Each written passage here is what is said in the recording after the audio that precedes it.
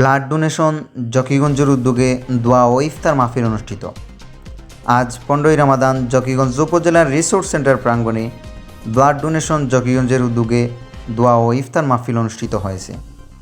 অনুষ্ঠানে উপস্থিত ছিলেন সংগঠনের সকল দায়িত্ববান ব্যক্তি এবং সদস্যরা। মানব সেবায় কাজ করা এই সংগঠনের আয়োজিত ইফতার মাহফিলে উপস্থিত সবাইকে একসাথে ইফতার করেন। অনুষ্ঠানে আয়োজকরা জানান, ইফতার মাহফিলের মূল উদ্দেশ্য ছিল একে অপরের সাথে পরিচিতি হওয়া এবং রক্তদানে সবাইকে উৎসাহিত করা। এছাড়াও ব্লাড ডোনেশন জকিগঞ্জের মানবতার সেবায় রক্তদান কার্যক্রম চালিয়ে যাচ্ছে এবং ভবিষ্যতে সমাজসেবামূলক কাজ অব্যাহত রাখবে বলে তারা জানান। ব্লাড ডোনেশন জকিগঞ্জ সংগঠনের পরিচালক মহসিন মর্তুজা সকলের প্রতি কৃতজ্ঞতা প্রকাশ করেন এবং সমাজের বিত্তবানদের, অসহায়দের পাশে দাঁড়ান এবং সবাইকে রক্তদানে আগ্রহী করার আহ্বান জানান।